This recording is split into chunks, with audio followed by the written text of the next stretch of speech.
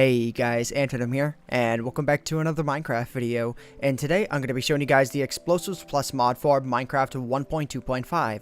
Now I'm not going to be doing this all in one video. In fact, I'm actually going to be splitting this review into 4 different parts. So be sure to check out for the other parts of the review in upcoming videos. But anyways, essentially what the Explosives Plus mod is well, once you have the mod installed, and the link to all of that is going to be in the link in the description below.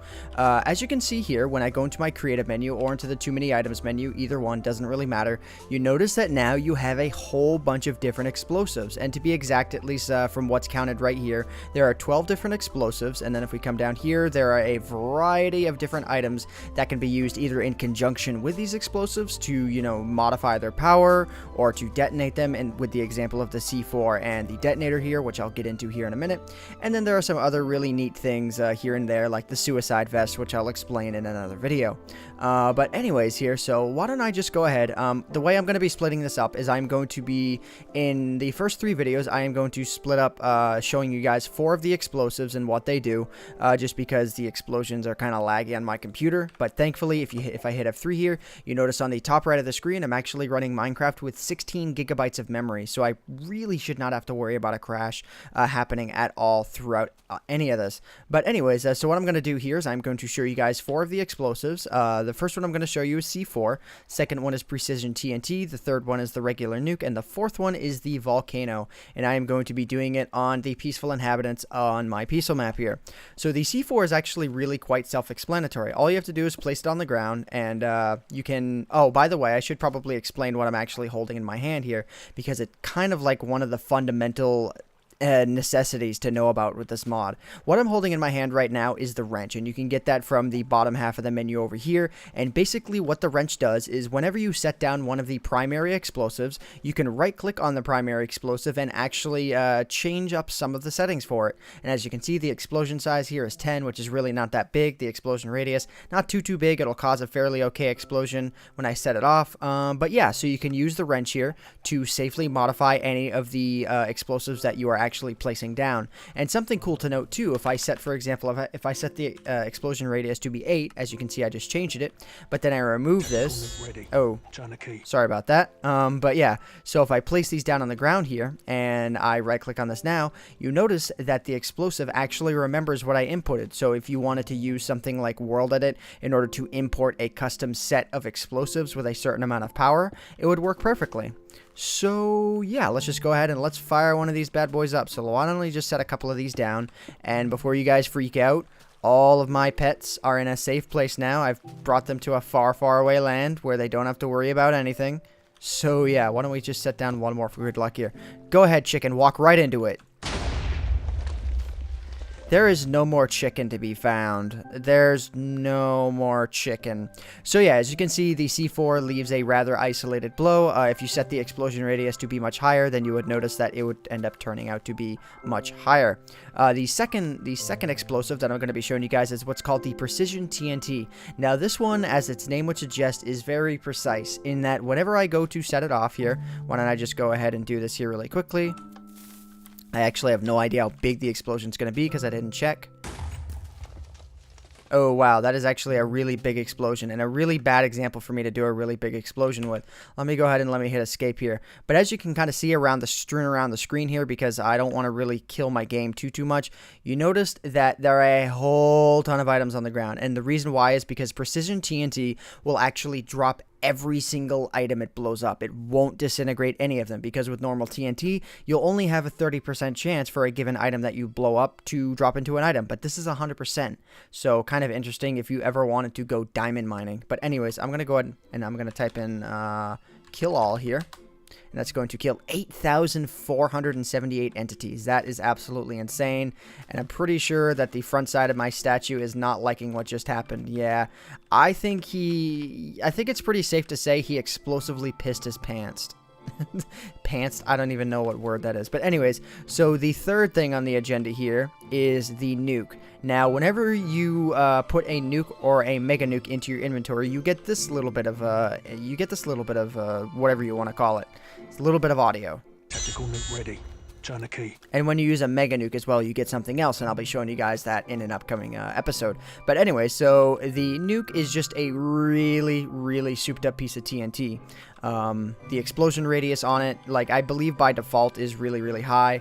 But anyways, this is what I have it set to. I don't want to, however, destroy the world quite yet, so I'm going to set the explosion radius to be 50, the explosion size to be 50, the radius to be 15, and the fuse length to be 100. So anyways, let's just go ahead and let's do this here. I'm going to regret everything here in just a second. Oh, God. Okay, so that actually wasn't too bad. And if I wanted to, I could go ahead and I could use the wrench to really up the power on any one of these pieces of explosives. So yeah, the very last one that I'm going to be showing you guys here today is the Volcano. Now, this one is the most interesting one, and the reason why I'm showing it last is because I do want to show an interesting one of the explosives last whenever I do one of these episodes. So basically what the Volcano allows you to do, well, it's not actually just a volcano, and I'm going to go ahead and I'm going to do this in a more land-heavy area. Let's just say, I don't know, I guess right over here will work or something like that. Let's do something like this. I just hope it doesn't bury itself into the mountain that way. I'm not 100% sure as to which direction this is going to set itself off in. But anyways, so if I go ahead and I right click on this here, you see a couple of different options that you guys really didn't see before. There's the volcano size, which by default is, I believe, 50. The fuse length is 80, though it doesn't really apply that much. Like, basically, okay, so basically the way the volcano works is that it'll form a giant pyramid, and then 8 ticks later, or 80, 80 on the fuse length, it'll actually set itself off. Now, just for the sake of not completely lagging out my computer on the first try, I'm going to set this to one of the lesser settings. So basically, the options that you guys see on screen here are the options that are not going to be enabled. So basically, like, if I wanted to have a geyser, I would need to click on this, and volcano becomes the inactive option. So if I wanted a low yield, less destruction, that's what I would click on. You don't want to have the one that is actually active right here. Because you kind of notice here, even though it says volcano right here, I'm going to go ahead and I'm going to hit save. And then I'm going to... Okay, there we go. So it did, in fact, bury itself into the mountain. But yeah, so as you can see here, it spews out all kinds of water, which would be equivalent to a geyser volcano. So yeah, it's kind of weird in the way that works. You would think it would be the one option that would be showing, but it is not. So you want to click on whatever button you want to have happen. So anyways, so I'm going to go ahead and I am going to do a high yield volcano. Yes, as you guys can see here, the water went absolutely everywhere. And if I go ahead and I set off one of these things, so it looks as if it's going to face in that direction. So I am going to try and place this volcano right about, I don't want to activate that. There we go. Perfect. So let's do this right here. Let's go ahead and let's set this to a high yield, more destruction volcano. There we go. This is going to be interesting. I probably should set the fuse length to be just a little bit longer. Okay, let's go ahead and let's do this. Okay, there we go. So that formed just about where I wanted it to. Here we go. And this is where a whole lot of lag is going to come up. And I recommend when you get to the phase like this, where you have all of the lava spewing around like that, to pause your game so you can kind of take a look at it, and then, the lighting's been updated a little bit. It'll lag a little bit less. And by the time the lava gets spewing out, oh, good God. Look at all of these individual pieces of lava that is about to spew itself onto the land here. I like how there are pieces of stone that got launched out because there was water probably sitting on top of the volcano.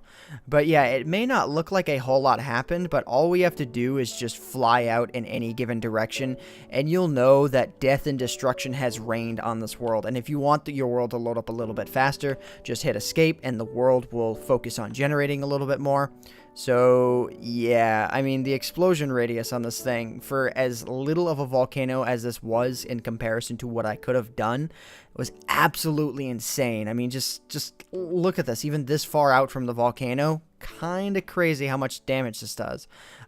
If this was ever enabled on a multiplayer server and they didn't limit the permissions of people who could use this stuff, I mean, that is a server that is just asking itself to die. Like, it is writing its own death wish.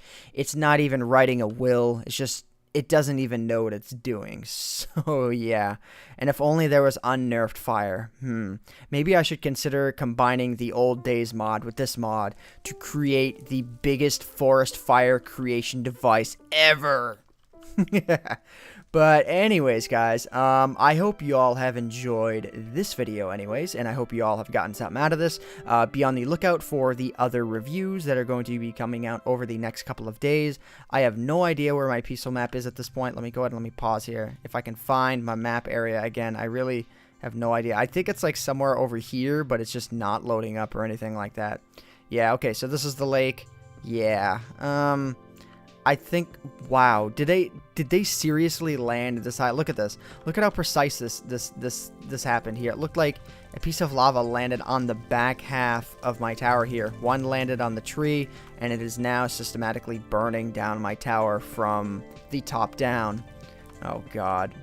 Just imagine trying to clean all of this up. Imagine trying to explain this to the map owner if you were playing on a multiplayer server. You would be instantly banned. But anyways, guys, yeah, I hope you all have enjoyed this mod review. My name is AntVenom, and I bid you all farewell. How did it end up down here? Seriously? And there's a skeleton over there. Thanks so much for watching, guys. I got one hell of a cleanup job here.